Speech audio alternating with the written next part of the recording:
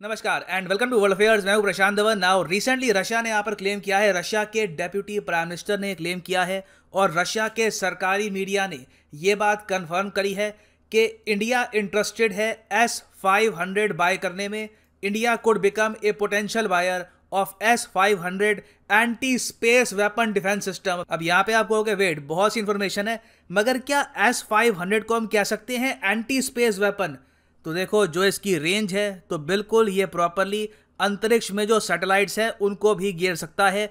और इसलिए यहाँ पर रशिया के जो डेप्यूटी प्राइम मिनिस्टर हैं यूरी बोरिसोव, इन्होंने ये कहा है कि New Delhi could potentially become the first foreign capital to place an order for S-500। Now immediately आप यहाँ पर सवाल पूछोगे, अच्छा 500 भी हम लेंगे पर 400 का क्या हुआ? S-400 वो कब डिलीवर होगी?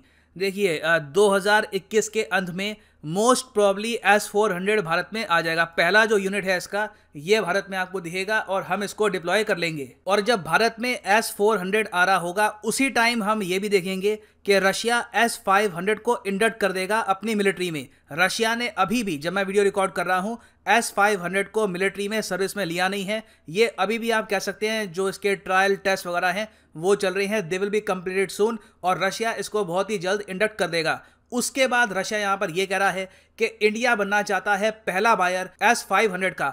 S-400 का पहला बायर कौन था? पहला बायर था यहां पर चाइना। चाइना हमसे काफी आगे निकल गया था, उनके पास कई सालों पहले ये मिसाइल डिफेंस सिस्टम आ चुका था। तो रशिया यहां पर क्लेम कर रहा है कि इंडिया चाहता है यहां पर कि ये बने first buyer this time around. Now discuss करते हैं इस टॉपिक के बारे में। रशिया ने यहां पर यह भी मेंशन क्यों किया है कि इंडिया यूएसए के सैंक्शन से नहीं डरता? ये बात रशिया के डेप्यूटी पीएम ने कैटेगोरिकली कही है। डिस्कस करेंगे ये सब, so a lot to know, a lot to discuss as always. But before we begin, एक प्रश्न यहाँ पे मैं आपसे पूछूंगा। रिसेंटली इस टॉपिक पर मैंने वीडियो भी बनाई थी। आपको सिंपली यहाँ पर ये बताना है कि भारत ने हाल ही में एक एग्रीमेंट साइन किया है air launched unmanned aerial vehicle manufacture करने का, बनाने का, डेवलप करने का।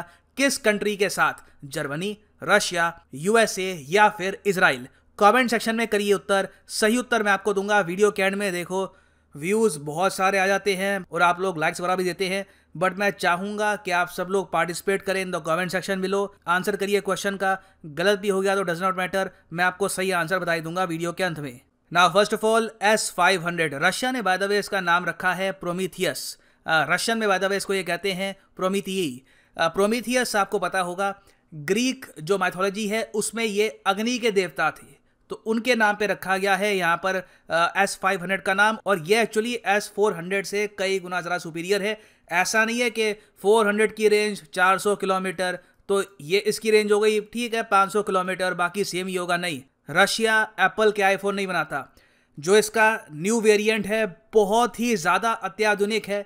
ऑटोमेशन का यहाँ पर काफ़ी यूज़ किया है। रशिया ने ओपनली यहाँ पर यह भी कहा है कि इसको हमने बना तो दिया है, मगर खुद के सोल्जर्स को समझाने में कि S-500 कैसे काम करता है हमको कम से कम 5-6 महीने लगेंगे। कई सोल्जर्स की क्लासेस होगी, लेक्चर्स उनको दिए जाएंगे, प्रॉपर कोर्स होगा इस पूरे मिसाइल डिफेंस सिस्टम का।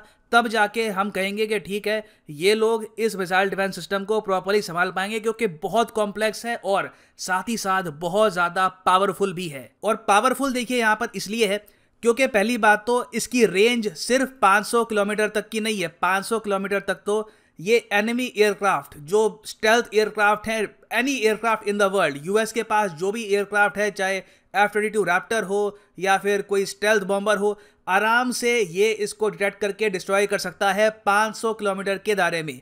मगर जब बात आती है बैलिस्टिक मिसाइल की, जो अपने आप में काफ़ी तेज़ी से हिट करते हैं, बैलिस्टिक मिसाइल मतलब कि फॉर एग्जांपल अग्नि 4, अग्नि 5, उसको ये आराम से डिस्ट्रॉय कर सकता है 600 किलोमीटर के दायरे में। और ये जो 600 किलोमीटर का यहाँ पे इसको मिलता है ना बूस्ट, इसी की वजह से ये भी बताया जा रहा है कि अंतरिक्ष में जो आप सैटेलाइट्स देखते हो उसको भी ये आराम से घेर सकता है। क्योंकि आप अगर सोच कर देखें, सैटेलाइट ज़्यादातर कहाँ पे होती हैं? ज़्यादातर जो सैटेलाइट्स हम भेजते हैं अंतरिक्ष में, जो अर्थ ऑब्जर्वेशन सैटेलाइट्स होती हैं, वो आपको मिलेगी लगभग 400 से लेकर 600 किलोमीटर की ऊंचाई पर। यही डिस्टेंस होता है अर्थ ऑब्जर्वेशन सैटेलाइट्स का।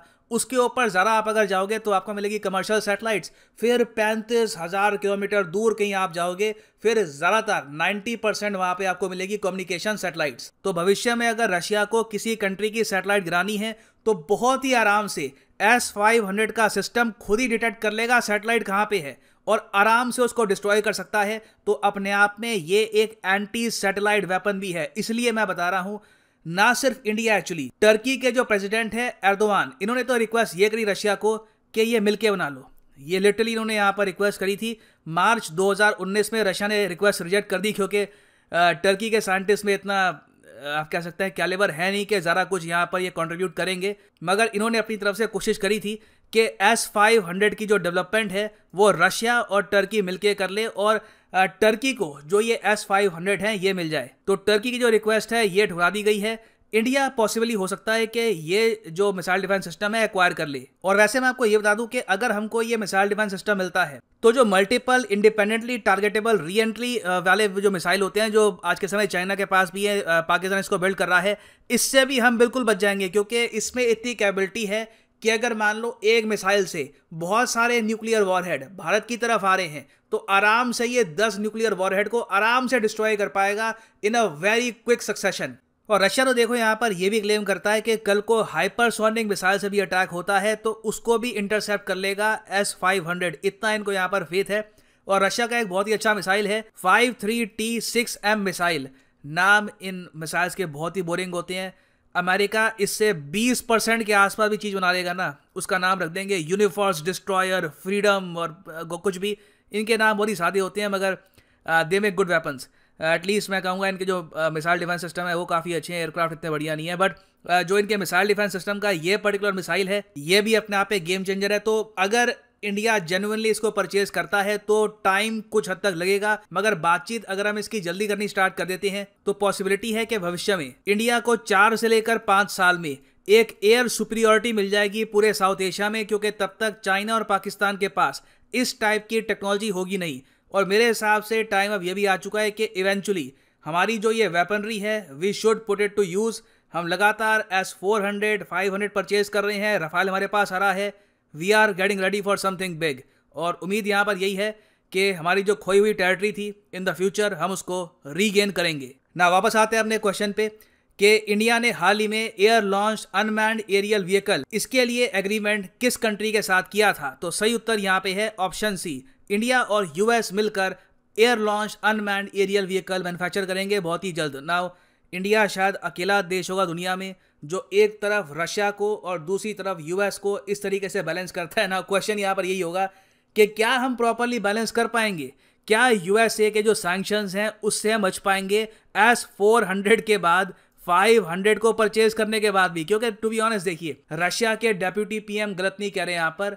चाइना पर S-400 के सैंक्शंस लगे, चाइना को कुछ नहीं हुआ। चाइना जहां पर है वहीं पे खड़ा हुआ है। इंडिया पर भी कल को सैंक्शंस लगते हैं, हम लोग झेल लेंगे, मगर उस पूरे प्रोसेस में यूएस ही एक कमजोर देश सामने उभर के आएगा जिसके सैंक्शंस की भी अब कोई खास वैल्यू नहीं रह गई। और फाइनली यहाँ पर मैं ये भी ऐड कर दूं कि आप किसी भी एग्जाम की तैयारी कर रहे हैं, चाहे SSC, bank, UPSC, any examination, जो ये लिंक है यहाँ पर by any course on discount using the code PD10, इस लिंक पे क्लिक करो, अपना एग्जाम यहाँ पे आप चूज कर सकते हैं। अब फॉर एग्जांपल आप अभी स्कूल में हैं इस वक्त, आप अभी क्लास 6 से लेकर क्लास 12 में हैं, तो CBSE के कोर्सेज भी यहाँ पे अवेलेबल है, ये भी आप परचेज कर सकते हैं ऑन unacademy.com। बट कोई भी कोर्स आप अगर यहाँ पे परचेज करते हैं, फॉर एग्जांपल आप अगर यहाँ पे परचेज करते हैं IIT JEE का कोर्स, कोई भी कोर्स आप परचेज करते हैं, just use the code PD10 और प्राइसेस अपने आप यहाँ पे कम हो जाएंगे। इस तरीके से यहाँ पे आप अप्लाई कर सकते हैं code and the prices will fall. तो यूज करिए यहाँ पे promo code PD10 and save your hard earn money. So इसी नोट के साथ ये है यहाँ पर वीडियो कांत। Thank you for listening and as always God bless you.